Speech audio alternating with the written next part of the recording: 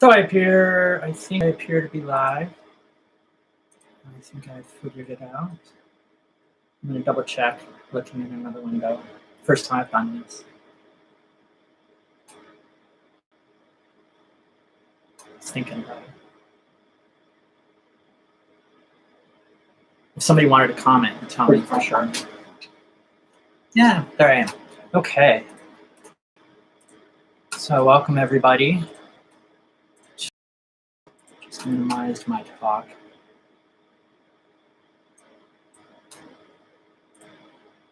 Sorry.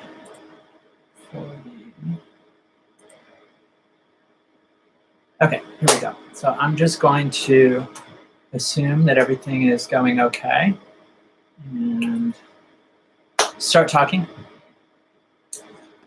So welcome to my first ever online workshop. I was thinking about how to do this, and I realized that you probably didn't want to hear me yammer on for 45 minutes, the normal length of a workshop, in an online video. So I've done my best to take the gist of a workshop that I'd planned to give in January and condense it into something no longer than about 20 minutes, maybe a little longer. So think about like a TED Talk. At the end of my presentation, I'll just quit and I'll deal with any questions or comments that you may have in the comments. You can comment on the YouTube channel, but I think it might be better if people were to comment under the Oak Spirit Sanctuary community page. That I think more people will be able to be involved in the thread in that venue rather than splitting it up among multiple channels. So a bit about me, in case you don't know me. My name is Patrick Finney. I'm a longtime Oak Spirit.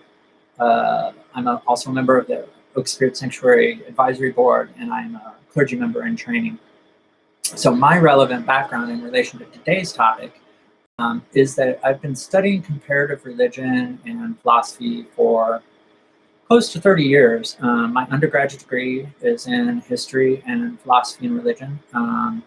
I then went to grad school to study the history of religion. I did switch gears then, became a librarian, but I have continued to study philosophy and religion strictly as an amateur, since then. I'm not an expert, but I've spent a pretty significant amount of time and energy thinking about things like this. So today's talk is entitled Truth and Meaning in the Practice of Religion. It deals with some issues within the realm of philosophy of religion.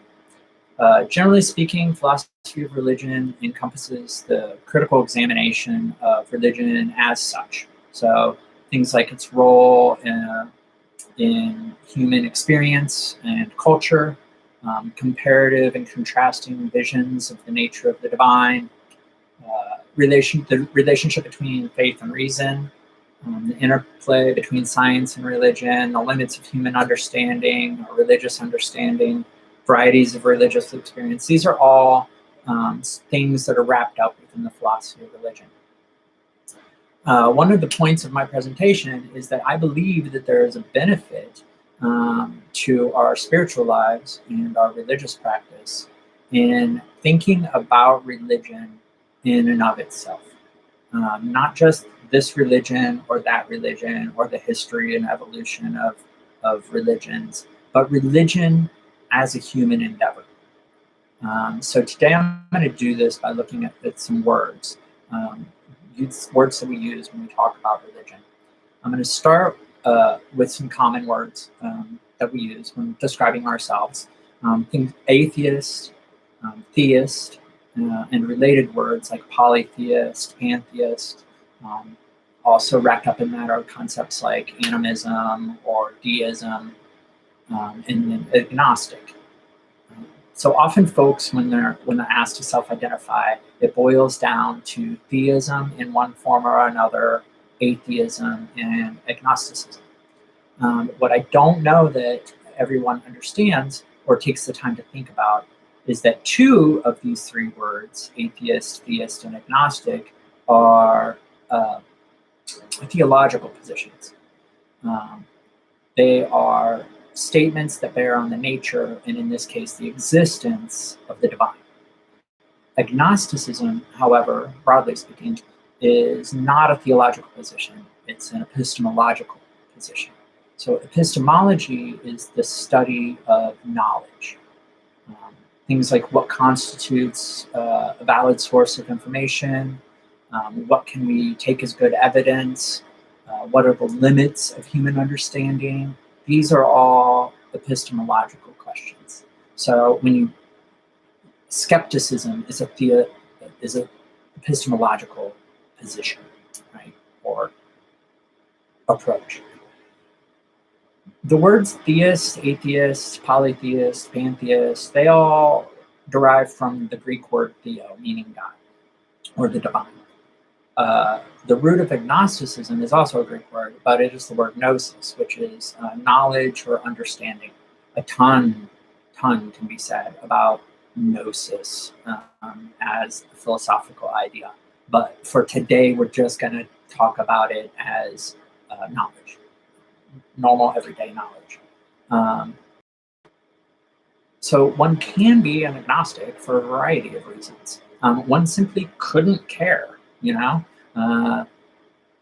when confronted with, this interminable argument between atheists and theists, one could just say, you know what, I don't know, and frankly, I don't care. That's totally valid. That's a good reason to be an agnostic. One could care, but just had not figured it out. So, like, I was raised, to believe in God, and I did, but now I have my doubts, and I'm just trying to sort of work it all out. But for now, I don't know. Also, totally valid reason to be an agnostic. Or one could be like me. I take a fairly radical agnostic position based on the conclusion that I've come to for now, that one can't know. The point here, though, is that theological arguments, generally speaking, are over truth, the truth of the existence or of the nature of divinity. So this is where we get to the word that we really want to talk about, which is truth. It's a loaded word, for sure. A lot can be said about truth. Many people use the word in a variety of different ways, including sort of having this Platonic concept that out there in the world, there is this thing, or out there in the universe, in the ideal realm, there's this thing called truth, much like wisdom or justice, right? But at its heart, let us agree that at the very least, the word truth implies a coherence with objective reality.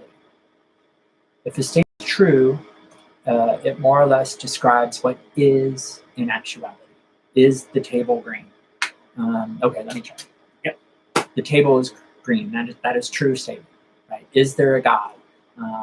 Is there not a God? True or not true? If true, is God this way or that way, right?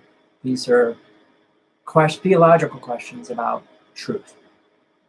Now, what I would like to suggest is that most of us are putting far too much emphasis on the importance of truth in our spiritual and religious lives.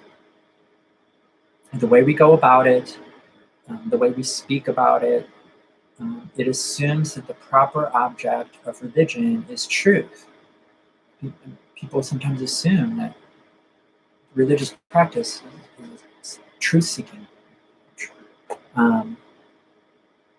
The theological positions about what is right and wrong, not only in a moral sense, but in an objective sense, has created new religions and splintered old religions for millennia, because we are so often trying to use religion as a tool for expressing what we believe about the universe, answering questions about our understanding of reality, about what is true.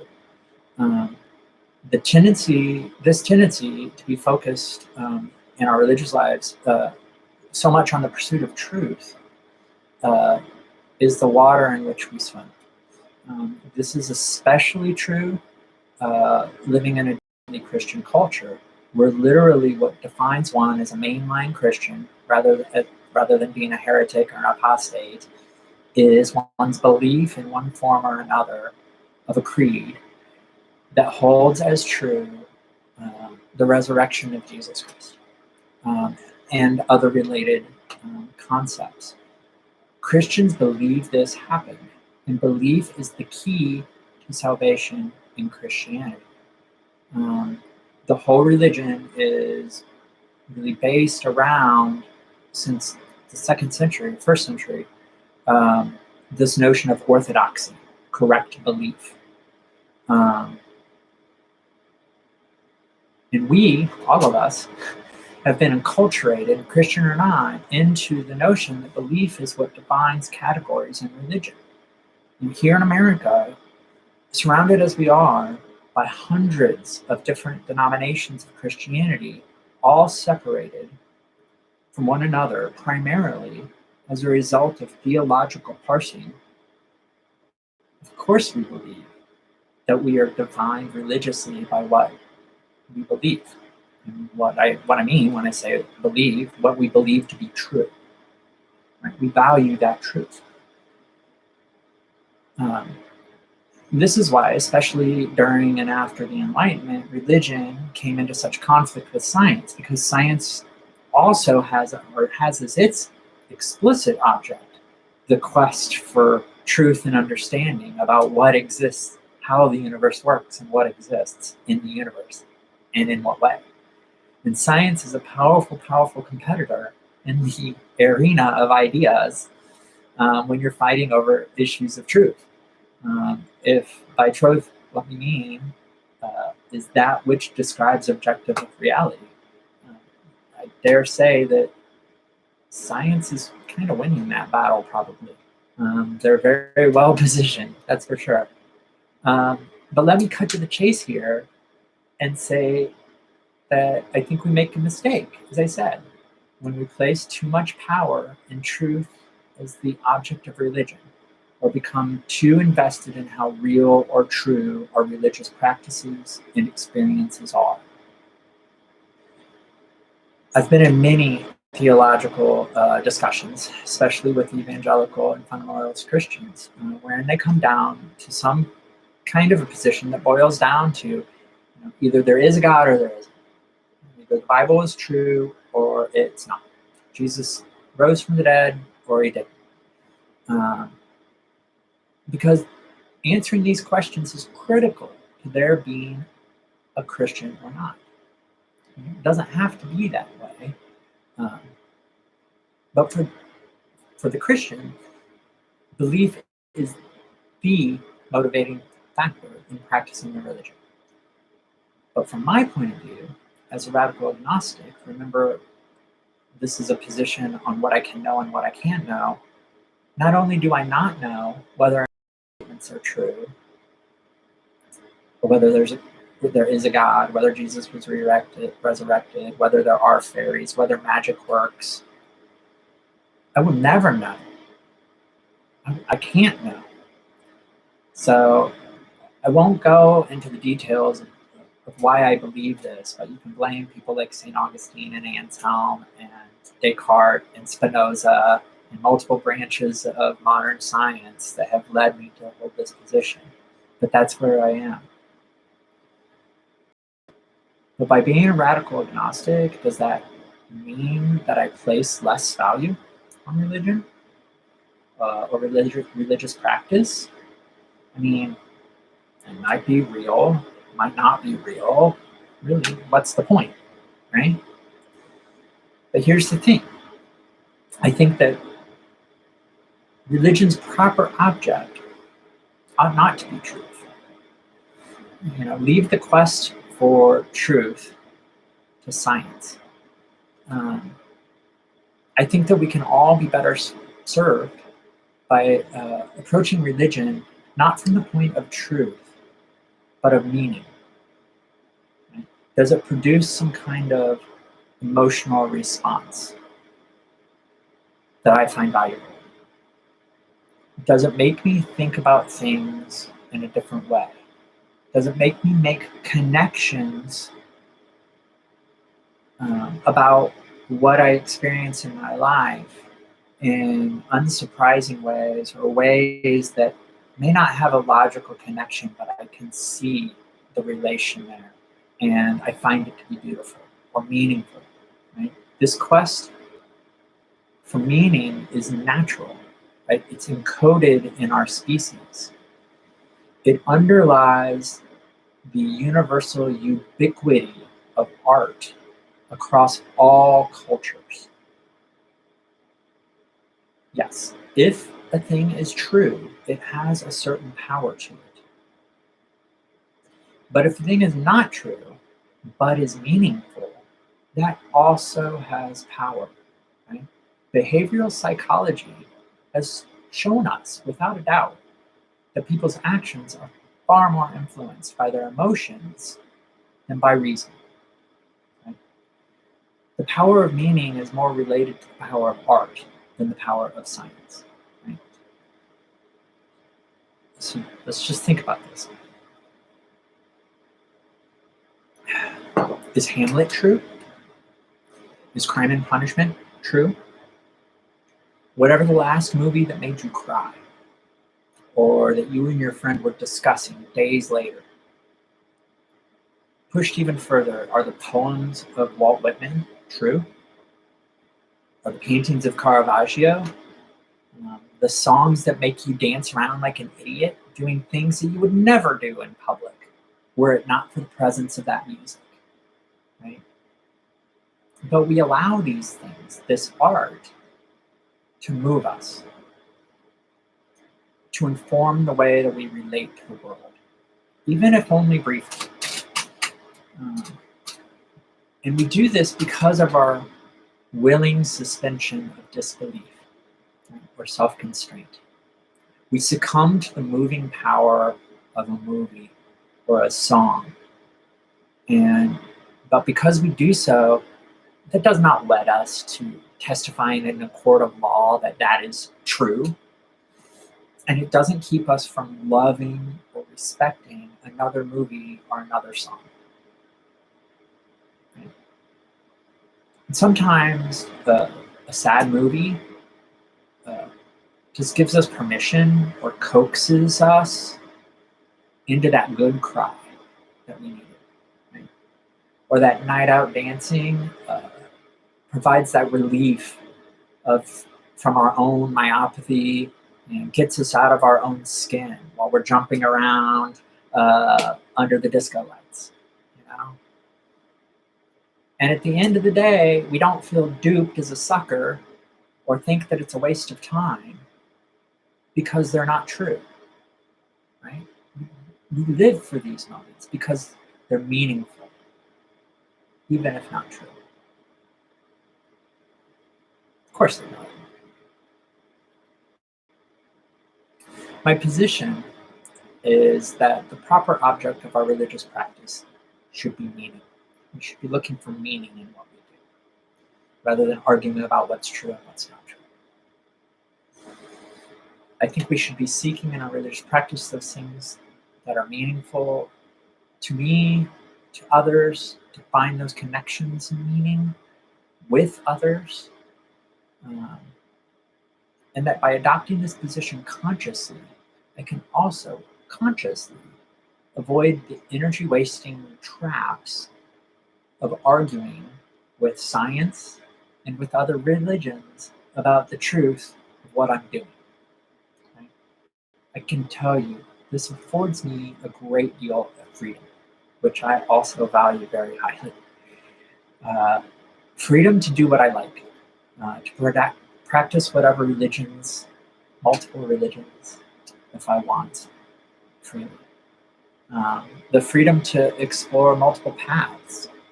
And I would also add the freedom to allow others the space to hold their own beliefs. I've come to see religion very, very much as an art, literally as an art. And I consciously treat it as such. And as such, it's a matter of taste. Okay? It also means that I don't have to feel the pressure of coming to a conclusion.